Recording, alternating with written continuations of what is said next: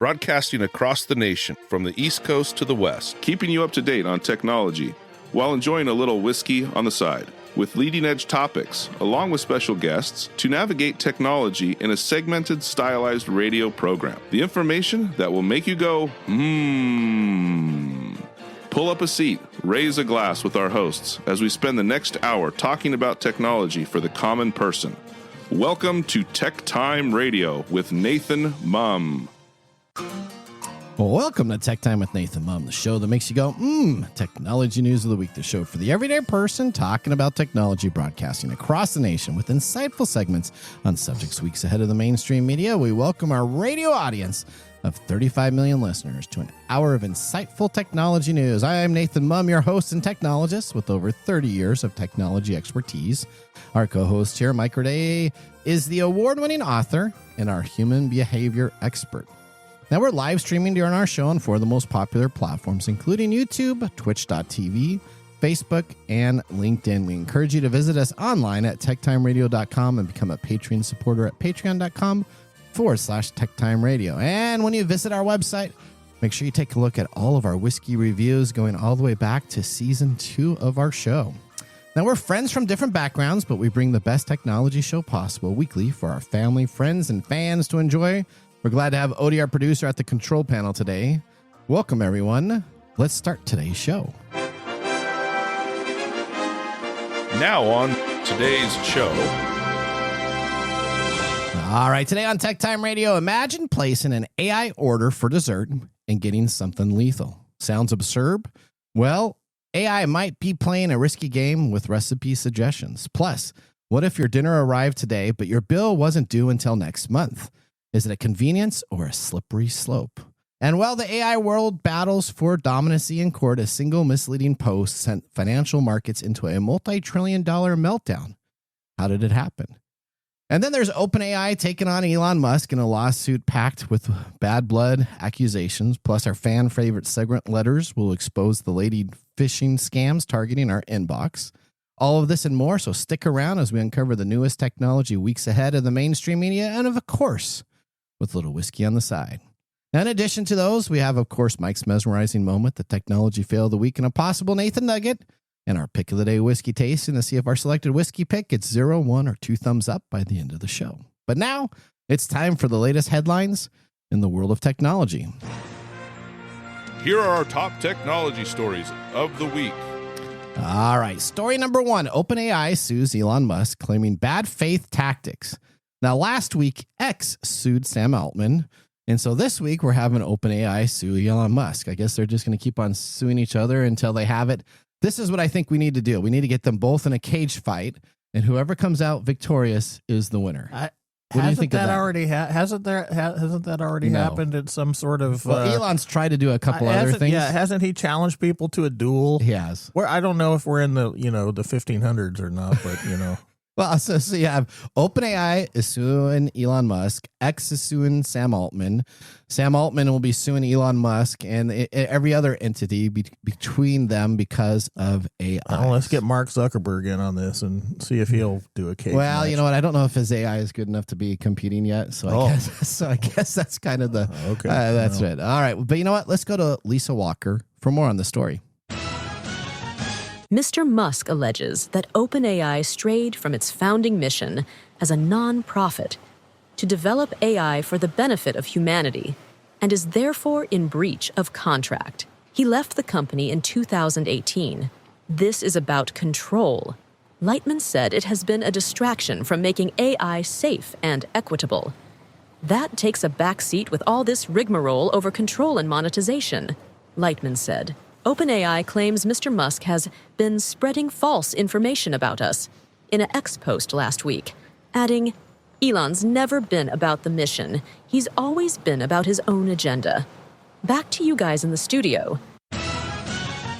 Now, I don't know. Do you think Elon Musk is on his own agenda? Do you think that's what he's on? Are you asking me that question? Seriously? Well, yeah. Do you think that? My father used to say that I march to the beat of my own drum. Yeah. That's exactly what Elon does. He marches to the beat of his own. Everything he does is his own agenda. He doesn't do anything on anybody else's. Yes. So here's what happened. Last week we had a lawsuit come on out. This week we have the essential countersuit opening up. This is a battle between the two Silicon Valley heavyweights. Both of them are acting in the best interests of, they say, OpenAI and the public. So Elon Musk doesn't want OpenAI. Let's get Solomon out here and threaten to split it up with a sword and see who likes it. So the essentially Elon is saying that he wants OpenAI to not go public and continue to be a private nonprofit organization so that his Grok can end up taking over and being the dominant AI, which Grok is actually 4.0 is actually pretty good. Is pretty good now. They're starting to actually kind of make some waves and becoming in the battle itself. Now, OpenAI says, hey, forget you. We want to become a for-profit company. We can be better with that than being the nonprofit. We can go and do different stuff. We can hire more people. There's not as many regulations. And they can make lots and lots of money. They can, because the stock would, of course, be worth that. Now, it's really interesting because last week, a federal judge in Oakland, California, set a March 2026 trial date. So this is going to go all the way into next year, March 2026. So they're going to just be back and forth sniping at each other. One will be doing it on X and the other one will be doing it probably on Blue Sky or some other platform, complaining about each other. It's interesting because they may actually have a chance to go public before the actual lawsuit or trial date of 2026 even happens. So OpenAI may be a public company by the time this lawsuit actually goes into effect, and they have that. So Elon Musk is just online just complaining about OpenAI. OpenAI is just saying, hey, if you want to sell us Twitter, they don't even call it X. If you want to sell us Twitter, you know what, we'll buy it from you type of deal.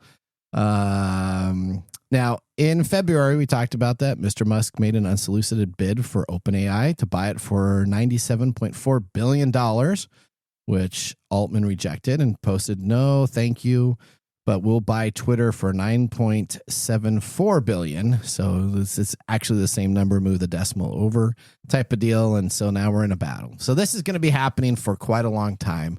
These two AIs are going to keep on going against each other. Now, Elon Musk did help set up OpenAI as a nonprofit organization and did help fundraise for it as a nonprofit. So he does have some legs to stand on, but he's just kind of being a little greedy, in my opinion. And I think they should move on and go and do a cage match, and whoever wins owns the decision-making process. All right, let's go on to story number 2. That's all you got to say about that? Well, I mean, what else are we supposed to say? So I don't know. Sam Altman is my buddy now. I really like him, so I'm going to side with him until he goes crazy. I used to like Elon Musk back in the day. Until he went crazy? Yeah, until he went. Well, he may have always been crazy, but at least he hit it at first. So, Elon lives in 80s science fiction. He does. He lives there. He kind of lives in his own little area. That you know, I can't. You can't say much more about that. Can't say much more about that because if you look at everything he does, it's all based on what we grew up with in science fiction. Going to Mars, doing this AI electric stuff. Cars, Terminator brain implants. Yeah, from the Matrix. So he watches a movie from Hollywood and says, "Hey, I'm going to actually develop that technology." So you know what he needs to do? He needs to work on a transporter. You know what? I want to transport from. Let's let him. Let's rein him in a little bit. He doesn't need to be going out. Get rid of the government stuff. Get him out of the government stuff. Just tell him he can work on a transporter. That's his big thing now. Just wait till he runs for president in like 4 years, and then Trump will try to run for president again too, and then they could just have it out. And never mind. Okay. All right. I don't know why that came up, but hey, you know, let's talk about. Trump is going to try to go for a third term. Okay, continuing on. Okay. Let's talk about how AI creates lethal recipes for you. Okay. So a new AI app called RecipeNinja.ai, which was created by an entrepreneur named Tom Blomfield, has produced unusual recipes that include instructions for making cyanide ice cream, uranium bomb, and other lethal or gross recipes. Oh, boy. Vibe coding is a recent trend where individuals with minimal coding skills quickly create software using AI tools, or maybe A1 tools. I should use that. Okay. That's a big A1 big steak thing. sauce? That's a big thing this week. The Department of Education lady was talking about it She called being it A1. A1. Okay. Yep. And A1 did the awesome thing and took full advantage of that. Did they? Oh, that's a good That's right. marketing, social. Anyway, this coding focuses on functionality rather than efficiency. Blomfeld mentioned that this approach helped him develop Recipe Ninja. The recipe for cyanide ice cream Oh, okay. Cyanide ice starts cream. with mixing heavy cream, milk, sugar, and vanilla extract. Okay, that sounds good. That sounds like a normal thing to do, but the next step instructs users to add a lethal amount of potassium cyanide powder, which is extremely toxic and will kill you. If ingested, right? Oh, Yes. geez. Oh, man. Okay. All right. Okay. This comes along with other bizarre dishes like platypus milk cream soup, Ooh. cholera-inspired chocolate cake, Ooh. and a deleted recipe, which I will not say on the radio, Okay. but you might have it come up with the song "Bow Bow Chicka Bow Bow." Okay. There you go. There you go. Anyway, it seems Blomfield has started to implement content moderation after users discovered they could create recipes that were either dangerous or nonsensical. He expressed surprise, I don't know why, at how easily he could integrate various AI tools without needing extensive coding knowledge. He emphasized that as long as the application functioned properly, he didn't mind how much code it took to make the work. While having a voice-controlled recipe app sounds appealing, the lack of restriction on user-generated recipes led to the creation of dangerous and absurd options, which is how this always comes about when AI picks up on these weird things. And it's people always user-generated. Yeah, and people always go, and then it just gets a huge bump. So I almost think that sometimes this is done on purpose. But Well, maybe this is kind of like the tech equivalent of a leaked sex video for, you know. What, So, why are you laughing? Yeah. Wow. How do you, okay. Anyway, this situation is a continual illustration of the risk associated with quickly deploying generative AI tools without proper oversight, which, we know there is very little of that to go around anyway. Blomfield, of course, did not reply to requests for comments regarding the app. This isn't the first time AI has produced troubling food-related results. Like last time we reported on glue on pizza. Yeah. So So what goes into somebody deciding to make this AI tool that does these type of items? I mean, clearly cyanide ice cream. I'm pretty sure he didn't start with this idea in mind. No, he started. He with was like, "Hey, this might make me some money by making it easy to make recipes," and then he did what everybody else. So does he probably and was released using it a to the generic large language model. He probably didn't put any hooks in there to keep it Probably safe. OpenAI, right? It could have been the OpenAI's because it's still the nonprofit version of an older one, and then he could just make cyanide ice cream. Well, Just think if you actually did that and then give that to somebody and you say, "Hey, my defense is that I got this online." actually, that would end up in the court system as being, I didn't know it was bad. How did you get the potassium cyanide? Well, I had to go do some illegal things to get that, but that's right. All right. Okay. All right. Ready for story number 3? This is an interesting. This is. I don't know. You want to talk about ice cream some more, or maybe some of the soup? No, none of the soup. We're gonna stay away from the soup. There you go. That's right. All right. News has sparked a heated debate about predatory practices of BNPL companies. Do you know what BNPL stands for? Buy now. Benipple. Buy now, pay later. Now, should you be able to finance your McFlurry order? If you have to finance a McFlurry order, you shouldn't be getting a McFlurry. Okay, that's what we're going to talk about. All right, Swedish fintech firm, and they're called Klarna. So it's like Karma. Essentially, with Klarna is now the name for it. Has partnered with DoorDash. How did you get the Karma from? Is that just like some sort of? So Karma. So they actually they applied for Karma as their main trade name. That's why I know that. So they got stuck with Klarna. Klarna is partnering with DoorDash to offer buy now, pay later options for food deliveries. The initiative is noteworthy advancement in the expanding of everyday spending categories, according to the chief Commercial officer David Sykes. With this partnership with DoorDash, customers can finance their delivery purchase through a series of monthly payments. It's a significant win because it's directly responsive to the financial strains Americans are experiencing, particularly as inflation affects food prices. Is that how they look at it? That's how they look at it. Okay. So that's how they look at it. It's a significant win because we can make more money off of these people. Now, the question in play is, should you be ordering DoorDash if you're unable to pay for that order in full? That is what I'm going at. Now, rising consumer demands and inflation concerns have come on out, and the Pew Research recently revealed that 73% of Americans view inflation as their primary economic concern, with grocery prices being the significant issue. Now, Klarna offers various payment options, including pay in full, pay in 4, and pay later. Now, the pay in 4 allows customers to split their payment into 4 interest-free installments, while pay later enables them to postpone payments for up to 30 days without interest. Now, these versatile payment options have proven so popular that they made Klarna a notable standard in how Americans make purchases. Now, so I am totally struggling with this buy now, pay later. This is okay. I do not get why I would order groceries if I can't go to the store and pick up groceries by riding a bus. I mean, if I'm financially not able to pay for my bills, I should be able to use a community transit or some type of transit utility to go to a grocery store, buy my groceries, or go to a place that will help me.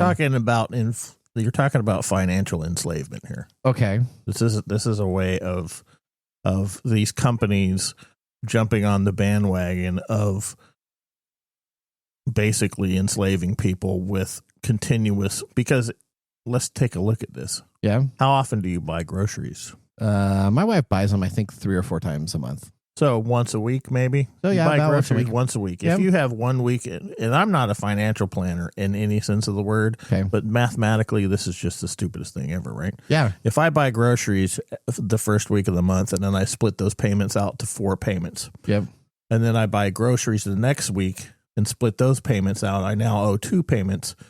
And then the third week, I now owe 3 payments. And then the fourth week, I now owe 4 payments that are going to be existing out over the next few months. Yes. And so each time I do that, I build a greater and greater debt load to this company so that I will always be buying food. And if I always buy them with this pay now or buy now, pay later option, I will be indebted to that food company forever, long after I stop eating food. Yeah. That is correct. I don't get this. So, Odie, your generation, would you?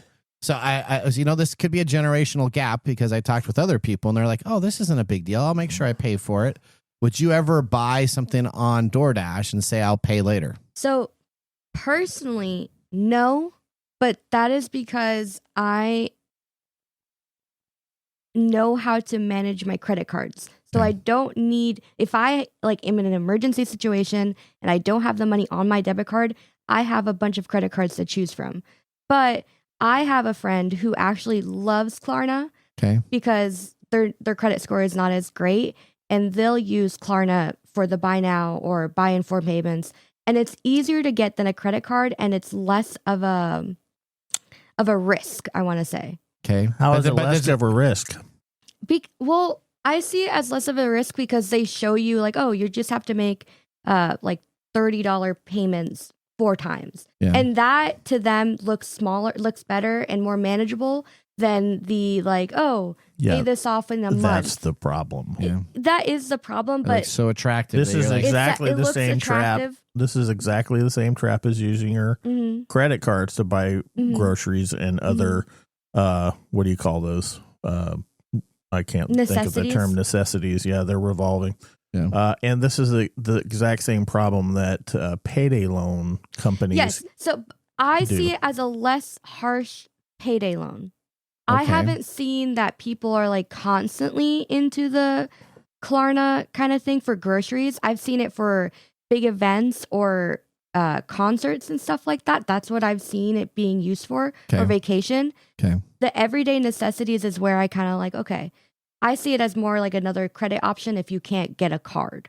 Yeah, I just don't know why I'd pay somebody to deliver me. I have to pay a delivery fee on DoorDash, and then I have to ideally tip the person because the person is doing it for a tip. So there's an additional cost, and then that also gets financed in there. So if I get up and I go and buy groceries myself, so I don't know how you could have a struggle with this. I mean, this is bad financials, and what it also does is, what we don't think about is encourages people to buy more stuff that they don't need. Yeah. So I understand. if I have $100 in my pocket for groceries, and I go in the grocery store, I can only buy a certain amount of things in the grocery store. Yeah. So I buy cheaper stuff. So I buy the knockoff brands. I don't buy Oreos. I'm forced to moderate my spending in order to feed instead. myself. Right. Hydrux. Ugh. But that was the original cookie. I know, because the Oreos are too expensive. Anyway, back to that. But if I have the option, of buying groceries, and then split it into a payment that I have to pay $30 today, then I am in my brain's going, okay, we can get more stuff, and so we're actually inflating that grocery bill. Well, then maybe. What? I don't know. I see it from the way that my friend uses it. I feel like I don't think she would go for the everyday item like groceries. Okay. But for something like a concert or a vacation, it makes a lot more sense to her that way. Okay. All right. Well, you know what? But that's not the average consumer. Klarna's out there. It's now. That's all. If you talk, go talk to financial advisors. They'll tell you exactly the same thing. This is a bad financial move. Well, that wraps up our top technology stories of the week. Now we're going to get ready to dive into our later segment that features scams submitted by listeners and some studio selected issues. Be sure to listen and share this segment with a friend. Get ready to hit that 88 miles per hour as we're heading on to our next segment. We'll catch you after this commercial break. Looking for custom glass solutions for your next commercial project? Hartung Glass Industries is your trusted partner in custom glass fabrication. For over 100 years, Hartung has delivered proven manufacturing expertise, comprehensive product offerings, and dependable service and quality. From energy-efficient facades to custom shower doors, we create glass solutions tailored to your project needs. With 8 facilities across the U.S. and Canada, we combine national expertise with a local touch-ensuring faster service and unparalleled customer care. Hartung Glass Industries, where quality meets innovation. Visit hartungglass.com to learn more.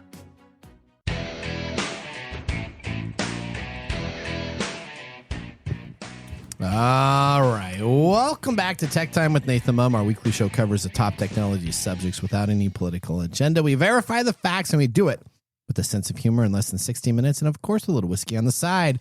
Today, Mark Gregoire, our whiskey connoisseur, is in studio and has our whiskey taste for the day. Mark, what are we tasting? Today is A. Overholt Monongahela Mash Straight Rye Whiskey. Gesundheit. Are you okay? Where do they get that title from? Well, let's talk about that from Old Overholt's website. Embracing the legacy and the future of American rye whiskey. Abe Overholt pioneered American rye whiskey with conviction. Today, the A honors our founder as we continue the evolution of American rye into the future. The first release of A. Overholt features this Monongahela mash. Centuries ago, farmers distilled in the Monongahela Valley, which cultivated rye and became the first American whiskey. Renowned for big, robust flavor of brown butter, honeysuckle, cloves, seasoned oak, finishing with notes of warm spice, inspired by Pennsylvania roots, as straightforward as ever. So it was named after the valley, which is, I believe, an ancient Indian name. Okay. All right. And this is from Beam Suntory, which is distilled at Jim Beam's Distillery in Claremont, Kentucky. It's a straight rye, 4 years, 95 proof. It's 80% of the Monongahela rye and 20% malted barley, and it's $40. Dude, this is good. Yeah, this is really good. I what do you think, Mike?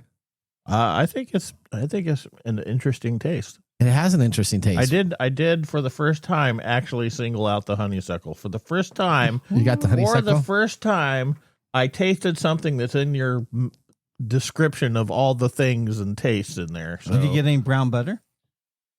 Maybe. I don't know. Maybe, but I definitely had that sweet honeysuckle taste. All right. This is now it's not a cork top though, is it? Or is it a screw on top? Oh, it looks like screw on, right? It does so look let's like just a screw-on. unscrew it. Pop. Oh, It's a cork. Oh, look at that. Oh, Cork yeah. top. Nathan just made soup. Yeah, you know what? Wow. There you go. Oh, it's a junk chunk. All right. Well, we'll see how this continues to go. With our whiskey tasting completed, our first segment. Are you sure? That's actually really good. Yeah, I had a little bit, maybe too much. Today There's we're plenty more that you can have. Okay, well, that's good. I don't need to bring it home. Really? You don't like this, huh? We'll talk about that. All later. right. Okay. All right. Well, I don't think you should have it. today we bring back the funny yet informative reading of emails that I received during the week. This includes scam, phishing emails, texting scams, and all-out mistruths disguised as legitimate emails. In our segment that we love called Letters. Letters, we get letters. We get back and back of letters. Oh, letters, we get letters.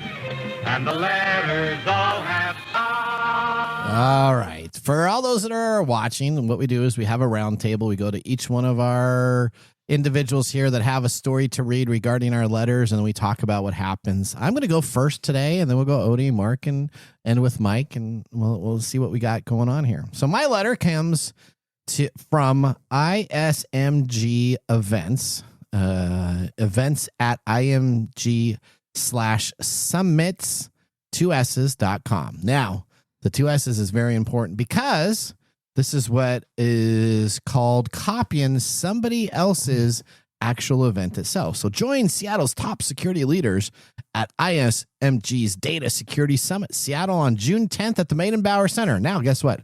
There's an actual event going on June 10th at the Maidenbauer Center that actually covers this information. This year's summit will dive into the latest security, machine identities, mitigation risks, and AI-generated code. Now, request a complimentary registration is available. Now, they cut and pasted all the information from the Seattle Agenda's highlights, including the person's name that is actually in charge of this event.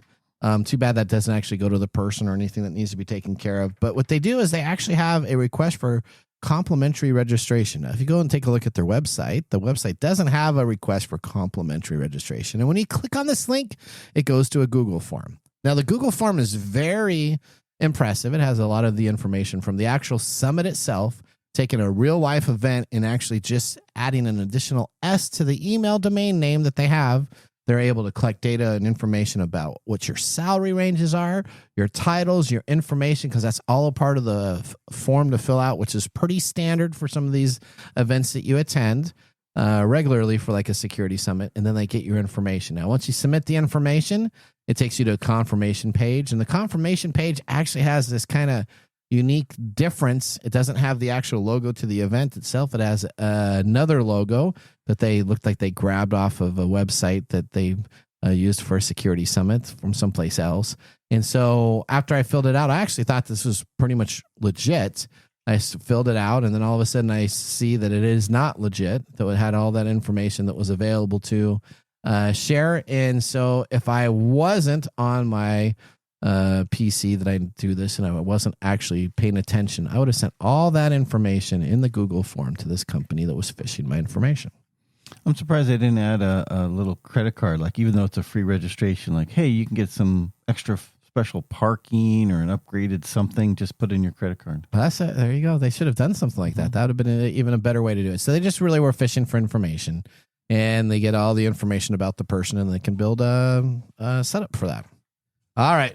We're going to go now to story number 2. Odie, what do you have in front of you? Do you need a business credit card or business line? I do not. Well, Lee Cottom has been sending you emails saying, do you need fast funding? They've got you covered. And it looks pretty legit. Honestly, they should call Klarna. Yeah, their next competitor. It says, please click the, what we know, DocuSign to start your application. So it says DocuSign application, upload your documents. And it's really, it looks legit, doesn't it? It looks really legit. And they're putting like requirements. They say all the benefits of having it and how quick you can get it. like 2 to 8 hours. Apply now. Your credit line awaits. I'm surprised you didn't apply for this, Nathan, No. with 2 weddings coming up. I'm assuming Yeah, no kidding. 0 fees too. Yeah. Maybe you so- can Klarna those weddings. That's right. There you go. I can pay for them later. So this is an interesting one. So everything looks legit on this company, Right. except for what happens when you actually click on the DocuSign link. And DocuSign does not have a .org. So they actually are, it's a .com company. So it has the whole DocuSign document and it has it hosted in a .org place. So unless you actually are paying attention to it, I'm sure thousands of people have filled out this information, given them they want to know in the process, you're supposed to upload documents, which are last 2 bank statements, last 2 months bank statements. See that? So they're getting all of your information on your bank. They're seeing what your transactions are. And then what happens is you do get denied. So I actually filled this out as a test. They come back to you and they say, well, sorry, your credit isn't taken care of. And I think it's an auto deny because I made it sound like I was a billionaire and a half and I didn't have anything to worry about. And they still came back and said that it was denied. And I said, well, how could it be denied? I have such great credit. Oh, well, we didn't pull any credit report. That's why it's this fast funding, but we need you to do this, this, this. So they keep on going down and they want more bank statements and they want some legal statements. They want to make sure you're a U.S. citizen. So it's just long-term collection data. That's a lot of work. It is, and they do resell it on the dark web, and they're one of the premier locations for information. And now, let me just tell you, the dark web is becoming a competitive marketplace. So before, it used to be that you'd only find like information in 1 or 2 different places. Now there's a competition market on the dark web of where you get your information. Well, my information is less than 3 months old. My information is less than 6 months old, and mine may be $15 a user to get it, but I'm going to give you the most accurate. So you now have a competitive marketplace for thieves that are selling your data because they are getting so much data. Yeah, and to mine through. all this crap works because human beings are too poor to pay attention. Yeah, That's right. I mean, if we look at the email, it says it's from Lee Cottam, so like an actual name, and it says apply at sandhconsultants.ccsend.com. That looks like a legit email. It doesn't have all those funky words and letter combinations. They're getting a lot more sophisticated. Yeah. But then the important thing to remember is if you're not actively looking to get a new line of credit, there's no reason why you should be receiving these emails. Yeah. And it's so what's really interesting is that a lot of these have tracking, and there's some new applications out there that are getting really good that you can attach to your email that will show you if there's a tracking token on this. So they want to see if I click on this, and then once I click on it, how long it goes from here and there. So they're getting pretty sophisticated. So you gotta apply old guy tactics to this. And what is that? Just don't ignore all Just your emails. ignore Ignore everything? all of them. All of them. All of them are bad? Yes, all emails. Okay. In All fact, before I don't do- even open up an email. Just just Before I do my story, I do have a question, Nathan, for Sure. you on this. So, with the competition on the dark web for the marketplaces, how is your marketplace doing? I don't have a marketplace, but I don't have a marketplace of information. But I do go and take a look and see what they have about me, and so sometimes they have some pretty good information. I'll be honest, they have some really good. They go and take a look at my LinkedIn stuff. Somebody's doing a pretty good job of keeping up to date. So I'll pay $15 every once in a while to do that. Do you know you can do this in the social media world by just going into Google? And there's a way that you can actually search for keywords that get announced out in the press or in major email addresses. So you can actually go on in there and do a search for your Google keywords. And then anytime there's an email or a big press release that comes on out, you can actually get alerted to that with Google Alerts. so there are companies that scrub your information from the internet. Yes. Do those work? They're pretty good. Okay. Yeah, they're pretty good. I mean, the information that they have out there on me is probably about 6 to 8 months old, but it's pretty valid. I mean, it has my mother's maiden name. It's got a whole tree of my parents and my brother and my sons and my wife and all the information. Oh, you did 23andMe, did you? No, I didn't do 23andMe. No, they just have all that information. So, Sounds like a Nathan nugget for next week. oh, there you go. Okay. Well, I have a throwback one. Okay. This is one that our generation used to get all the time, and maybe it's new for the younger generation, but it's Roundup claims. So it's a Roundup lawsuit. If you've been suffering from cancer or being exposed to Roundup, please click here. You're due to financial complications. That was a real case. Yeah. So it was. Now, did you realize that case has already been taken care of? Though, Yeah, right? it's been taken care of for a while now. So I don't know where this new case came on up because it doesn't actually exist. But tell me more about your email there, Mark. Does it say where it came from and everything? It's from Roundup Claims. Okay. Copyright with some IP address. Okay. Ooh, that's a little odd. Yeah, from MailChimp. Okay, from MailChimp. So they use a third-party known tool to send out this deal that I can click on the link. So guess what happens when you click on the link?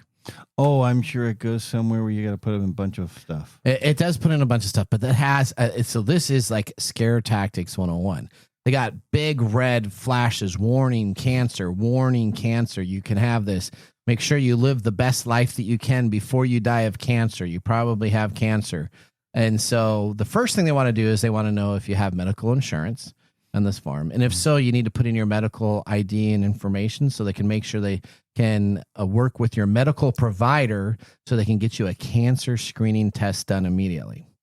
After you fill out your information, which it looks really legit that they're going to try to help you to see if you have cancer. If you don't have cancer, they're going to do this whole test for you.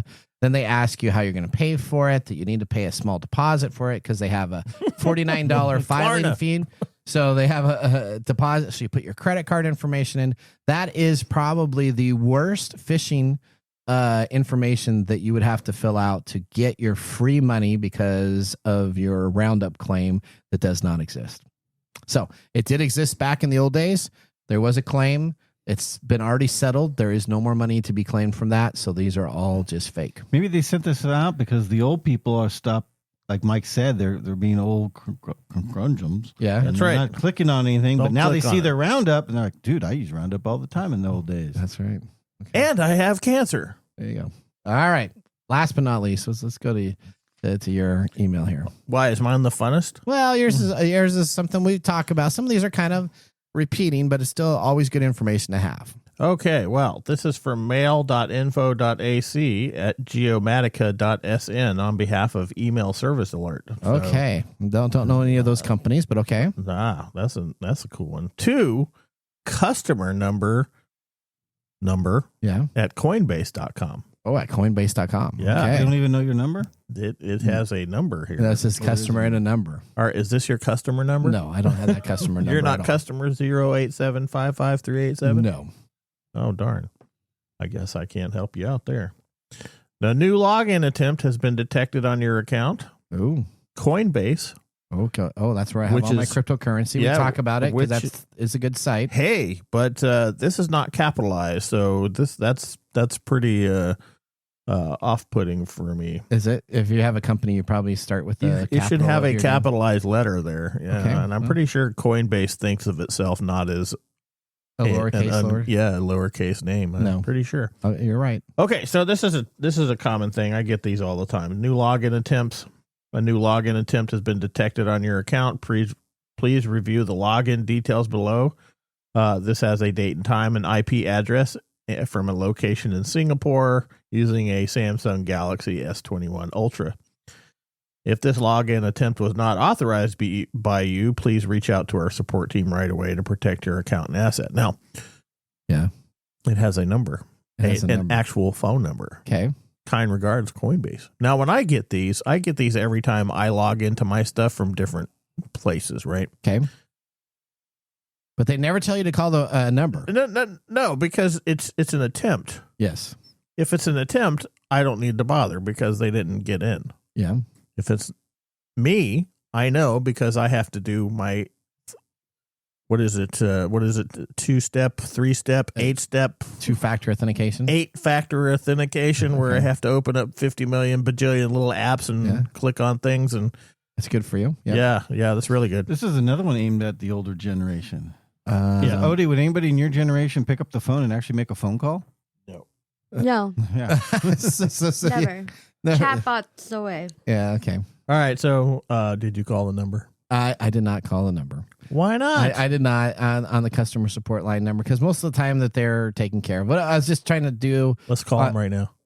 Call them right now. We have the technology to do that. But we have to be careful because if they actually come on the line and we're not telling them we're recording them, then we'll get in trouble. So What? You have to tell them you're They're recording. literally performing a scam. Why won't they? Well, have you ever seen the Washington state law for making sure you're recording? Well, all we have to do is, hey, we got your thing. We're doing a radio We're doing a radio show here. And we want to. You want to do that? You know what? Next time we do letters, I will hook it up so that we can actually call them live. Yeah, maybe we should. Okay. All right. Let's do that. All right. Don't just ignore your emails. Ignore your emails. Okay, so this is the funny thing about all the stuff that we talk about. Yeah. Right? Yeah. It's exactly like we did in the early 90s. Yeah. Ignore your emails. Write down your passwords on a notebook. Yeah. Don't click on pop-ups. Okay. Because you know what happens there. That takes you someplace else. Mm-hmm. Okay. This is all the stuff we used to do and don't listen to AI. And don't listen to AI. But what if I want to make a nice ice cream sandwich? Hey, that better be the best ice cream sandwich you've ever had. Could be the last. Because it'll be your last ever. All right. Well, that was our letter segment. We thank everybody for listening to that. Hopefully you found that informational. Remember, don't click on a link if you don't know where it's from. Just delete the email. If somebody really needs to get a hold of you, they'll figure out a way to get a hold of you either through snail mail or actually get in touch with you. All right. Well, that ends up our segment. Now we're moving on to Mike's mesmerizing moment. Welcome to Mike's mesmerizing moment. What does Mike have to say today? All right. We talked a little bit about it, but I'm going to do the same question here. We're now the threshold of the buy now, pay later, BNPL. Now, I remember going to Kmart back in the olden days and doing layaway. Does anybody remember layaway and what layaway was about? Yeah. Okay. So layaway was pretty nice. What happened is if you were at JCPenney's or Kmart, and so you could go to those stores, and if you really wanted that Star Wars B-Wing fighter that was there and you wanted to make sure you get it, what you could do is you could take it to the back of the counter and you could put it on layaway. And what it is there was no additional price, but you would have to come into the store and you could make payments 3 or 4 or 5 or 6, however many payments you needed to, right? Within a 90-day period. And then after 90 days, if you didn't pay it all off, they would just keep the money and put the item back on for sale. But that wasn't buy now, pay later. That was pay now, get later. It was. Right. But now we're in the buy now, pay later mode. What's your thoughts on this? My thoughts on this. Okay, so I have a favorite newscaster that I watch regularly on YouTube. All right. And he has a really good thing to say, and this is Philip DeFranco. I don't know if you know who that is. I do not, but okay. Don't be stupid. Okay, that's what he says. Yeah, don't be stupid. Okay. This is not a good thing. Okay. This is a way of getting yourself financially trapped into a non-ending system, and it takes advantage of your psychology in such a way that you, like I said earlier, it encourages more spending than you would normally do if you didn't have the money in the first place. Okay. It places you into a system which you are likely to keep spending in order to keep getting what you want. Okay. And then it keeps you on the financial hook just like credit cards do. Because the credit card companies have been doing this for years and years and years, and they got it down to a science. Because if you're just paying your minimum payment, you're never ever going to pay off that credit card. They're going to keep getting money, and 13%, they don't care. They don't care if you, 18%. they don't care if you give them $30 a month, because when you multiply that by millions of people, that's a lot of money they're getting just from people just paying that minimum payment. Yeah. And this is and if you think right now they're not charging interest, just wait till the whole idea you is have the a lot of people doing this. Yep. They're going to start charging finance charges. Yep. And then you're going to have to agree to their terms and conditions. Yep. And you're already going to have money in their account. So you're not going to be able to pay it all off at one time. Don't be stupid. There you go. Okay. Well, all right. Well, I appreciate that mesmerizing moment. We're going to head out for a commercial break. When we return, we have This Week in Technology. So now would be a great time, if you have some whiskey on the side, to do some simping, as we'll be doing so also. See you guys in a few minutes. Hey, Mike. Yeah, what's up? Hey, so you know what? We need people to start liking our social media pages. If you like our show, if you really like us, we could use your support on patreon.com. Or is it Patreon? I think it's Patreon. Okay, Patreon. If you really like us, you can. And you say I'm the English guy? Patreon.com. I butcher the English language? You know you butcher the English language. Okay, so it's all the time. It's patreon.com. Patreon.com. If you really like our show, you can subscribe to patreon.com and help us out. Oh, and you can visit us on that Facebook platform. You know, the one that Zuckerberg owns? The one that we always bag on? Yeah, you can. We're on Facebook, too. Yeah, like us on Facebook. Do you know what our Facebook page is? TechTime Radio. At TechTime Radio. Yeah. You know what? There's a trend here. It seems to be that there's a trend, and that's TechTime Radio. Or you can even Instagram with us. And that's at TechTime Radio. That's at TechTime Radio. Or you can find us on TikTok. And it's TechTime Radio. It's at TechTime Radio. Like and subscribe to our social media. Like us today. We need you to like us. Like us and subscribe. That's it? That's it. That's that simple. And now, let's look back at this week in technology. All right, we're going to March 18th, 1931, the introduction of the first practical electric razor. Now, Jacob Schick's second Schick razors. You remember those? Yep. Jacob Schick's second commercial electric razor design hits the market. His initial attempt, released in 1929, featured an awkward layout with a cable connecting to the electric motor, the shaving head itself. Now, unsurprisingly, this model struggled to gain traction in sales. To keep his business afloat, Schick had to mortgage his home. The new design improved, though, as upon placing the motor inside the shaving head, significantly enhancing the convenience. Despite launching during the Great Depression, Schick's successfully sold 3,000 units that year for $25 each, about $400 in today's market, and reached 1.5 million sales by the end of 1937, thus pioneering the electric razor industry. Now, are you an electric razor guy or are you a manual razor guy? I use an electric razor nowadays. Okay, same. I just don't have enough going on that you need to worry about anything else. Yeah, and plus, if you use manual razors, they are ultra expensive. It does get expensive, and I always end up cutting myself. Just you know a what's bit. funny? What's that? I swear, one of the funniest things that is happening in my lifetime. Yep. We are going back to the way things used to be in order to save money. So now you can get online and you can get these old shavers that don't cost that much.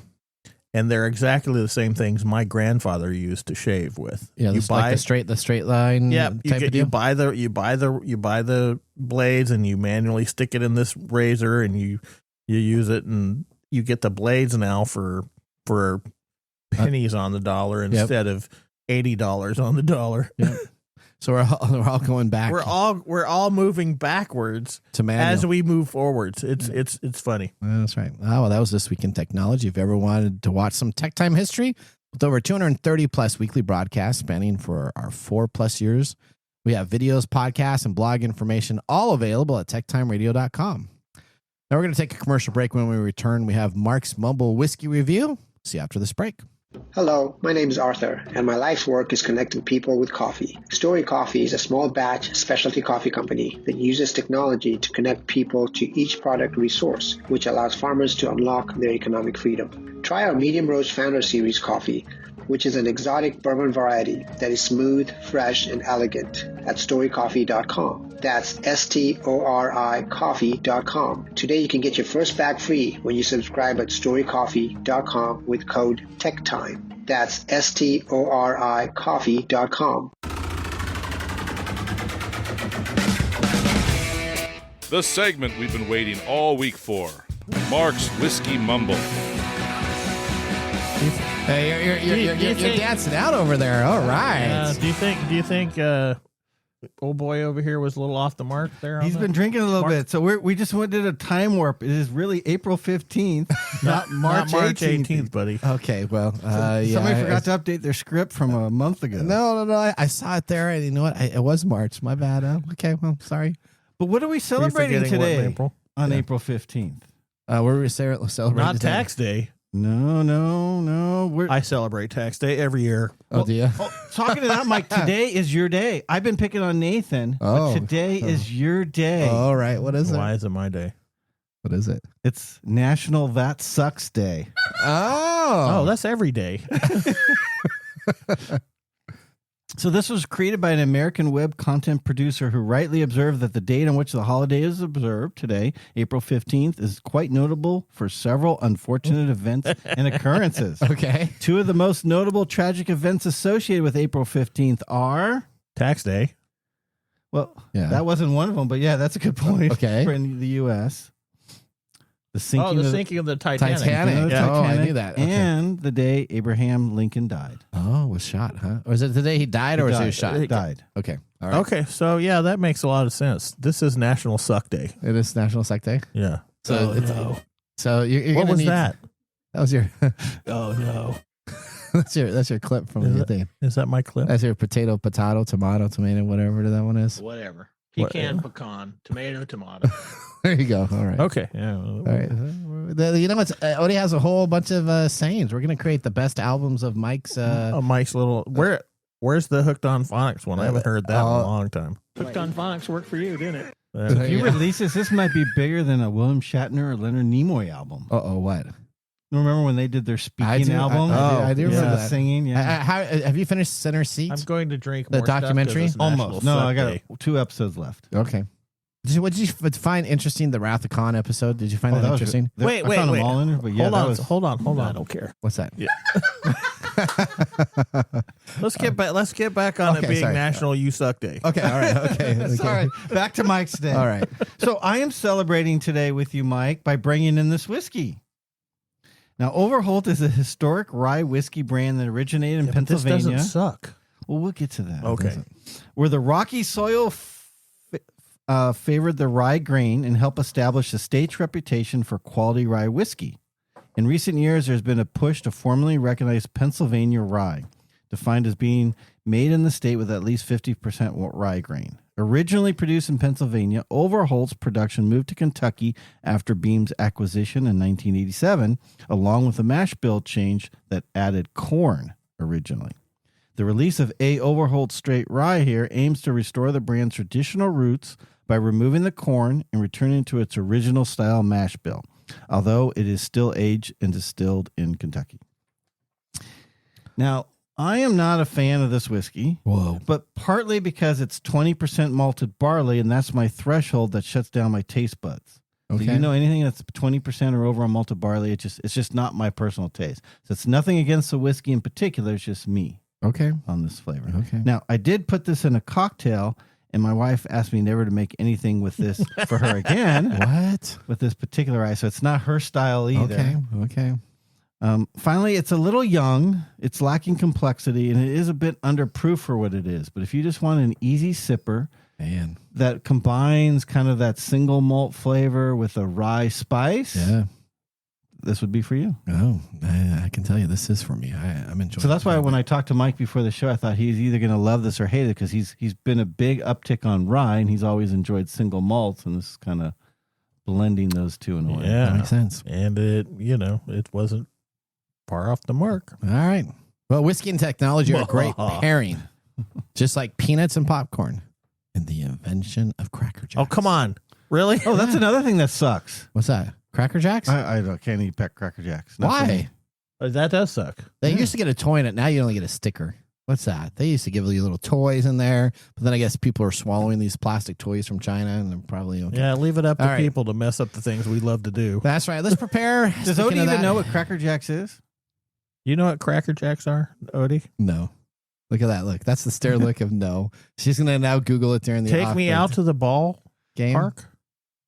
I've definitely heard the term. I don't think I've ever had them though. Oh, it's a box with a. Don't go looking for it. There you go. Okay. All right. Is it still on sale? Is it still in? Yeah, they there? still sell. there. Okay, They're they still still out sell. I haven't seen it in like years and Let's years. So. let's prepare for our technology fail of the week. Congratulations. You're a failure. Oh, I failed, did I? Yes. Did I? Yes. All right, this week's technology fail comes to us from fake news cited on all major outlets that came from an X post. Now, You mean Twitter? Well, or Twitter, yeah, or Twitter. However, it depends on who's talking about it. Now, I actually fell for this myself. I actually was in conversations with people thinking that this was real. So here's what happened: a false X post paused tariffs. Is said that President Trump paused tariffs, led to a multi-trillion-dollar market swing. Now, the multi-trillion-dollar market swing on Monday. No, it was on Monday. This was on okay. Yep. Appeared to have set up false reports from Elon Musk, experts said, highlighting the endurance factor. What happened is at 8:30 a.m., the National Economic Council's Kevin Hassett was asked during a live Fox News interview whether President Trump would consider a 90-day pause to the sweeping tariffs he imposed on many countries last week. Hassett responded, "I think the president's going to decide what the president is going to decide." Now, X then took this and morphed it into a bogus headline that Trump was considering 90-day pauses on tariffs on all countries except China. Now, it appeared on an account called Hammer Capital, was the first to share the false report about 10:11 a.m. And the account then had 1,000 followers, and it had, of course, a blue verification badge, so everybody thought it was real. Now, other people picked it up, and soon all of a sudden you had Reuters, CNBC, and CNN, and all the major news outlets running with this headline. Now, interesting is the New York Stock Exchange trading for had this information also, and all of a sudden there was a big, huge influx of the market moving upward, not downward, with this information. But then all of a sudden the White House denied the report. Reuters and CNBC soon backtracked. They actually ended up removing it, and then all of a sudden the market tended to trend down. Did it plummet? It did. So it had gained $2.4 trillion by that time at 10:08 a.m., and then it fell back to normal closing. So by having a fake AIX tweet, you had information that affected our global economy to the tune of $2.4 trillion. You know, I worked in the financial field back in the 90s, back before the internet. In the 90s, okay. And we used to talk about how funny it was to see how human behavior affected the markets. Yeah. This is a really good analogy. Well, yeah, it's not an analogy, but it's a really good example. So I thought it actually happened too. I started texting some people saying that's really great that this tariff happened and now it's on pause and now we're not going to have to worry about it. Everything's going on. And then we had a whole bunch of conversations with a bunch of other people. Oh yeah, it's great. It's on pause. And then we all found out it was fake. All right. You know what? Speaking of some fake information, I was just at a security conference and we're going to talk about that on our Nathan Nugget. This is your Nugget of the Week. All right. So here's what my nugget. I just returned from a security conference in Florida. Now we're going to be talking about everything at this conference, which was very interesting. We had deep fakes all over everywhere. Taylor Swift, Muhammad Ali, all attended our conference in full getup. Taylor Swift was asking questions and responding to questions about security. She's very smart. So Muhammad Ali was talking about his upcoming boxing match that he's going to have, and all of it seemed awful real. Except for Muhammad Ali is no longer around and Taylor Swift did not join us. These were all done by real live action AI taking and morphing in information that was out there with somebody behind the main stage listening to the questions and relating to the organization that was there. It was it's called Know Before K4Con event that I was at, and it looked so live that you would not think it was fake. All right, I'm going to put you on the hot seat again. Yep. We talk about this stuff all the time, and you're always like, AI is so awesome. AI is so this and so that. And then you go to one of these things, and this happens to you. Does that even change your mind at all? Well, so here's the thing that I learned. No, not really. Muhammad Ali come and talk to me, that would be like, yeah, that's fake. Yeah. Right. But having Taylor Swift. Oh, Taylor Swift even knew how the weather was. She knew what we had for breakfast. I mean, this all makes sense. When you came back from the conference, you were so down and disappointed. You didn't really get to meet Taylor Swift. Is that what it was? I'm not Swiftie. Oh, are you a Colossus Swiftie? No, I'm not a Colossus Swiftie at all. So here's what we got from this conference. So it's very interesting because all these people pretty much said the government's not going to help you. Best of luck. You better figure out how to do it on your own. And if you don't, guess what? You're going to have to pay millions and millions in fines. But this is their solution for video conferencing and deep fakes. For your company to create a secret passcode, like a kid code back in the 90s. We're going to go all the way back in the 90s when I used to play outside. My parents said, "Hey, if anybody offers to give you a ride home or anything like that, Stranger danger. Is that what you're bringing into this? We're going back again. So we had a kid code. So now what they're saying to do this to make sure that you don't get deep faked by any video conferencing software that's out there, whether it's Zoom or whether it's Microsoft Teams, that your company should establish a code word. And every time that you have a video conference, if they're not able to turn on the video camera, and even if they are and you're concerned, that you share your company's code out so that everybody knows that it's actually you." What do you think? How to see a banana? Banana? That's your code word. Banana. Okay. All right. Well, I think we should create an app. I think we're ending the show. I think we are. I think we should create an app that has these special codes. There isn't anyone on the market yet. And I was just thinking there the whole time, we should create an app. Your whole company to give you a safe word? Yes, I'll have a safe word, and then you can and have it like a 2-factor authentication. Add it to Mike's. I'll be platypus soup. Okay, platypus soup. I won't You're not be gonna the other soup. You're not going to be the other soup? No, I'm not going to be the other soup. Yeah, because Mike's cyanide. That's right. Okay. There we go. Our pick of the day. What are you guys going to say? What do we have here? Oh, this is definitely a thumbs up for me. Oh, a thumbs up for you? Yeah. I'm going to say definitely a thumbs up. What are we tasting again, Mark? Oh, my goodness. This is A. Overholt Monongahela Mashed Straight Rye Whiskey from Jim Beam. 4 years, 95 proof, $40. Okay. All right. Yeah, absolutely thumbs up. I think that's fantastic. I like the flavor profile. I did too. For $40, yeah, that's you just like the cost. I may move that on my second shelf, not the top shelf. But yours is the cost and the whole see my cool Travelers screw is up cap, there on my not a shelf. screw That's on my cap. second shelf. You need to let Whiskey Chris know that I put it up on my second level shelf. All right. For all of us here at TechTime Radio, remember, the science of tomorrow starts with the technology of today. See you next week. Bye-bye. Thanks for joining us on TechTime Radio. We hope that you had a chance to have that moment today in technology. The fun doesn't stop there.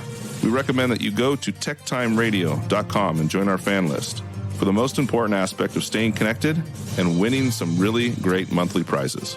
We also have a few other ways to stay connected, including subscribing to our podcast on any podcast service, from Apple to Google and everything in between. We're also on YouTube, so check us out on youtube.com/techtimeradio, all one word. We hope you enjoyed the show as much as we did making it for you. From all of us at TechTime Radio, remember, Mumm's the word. Have a safe and fantastic week.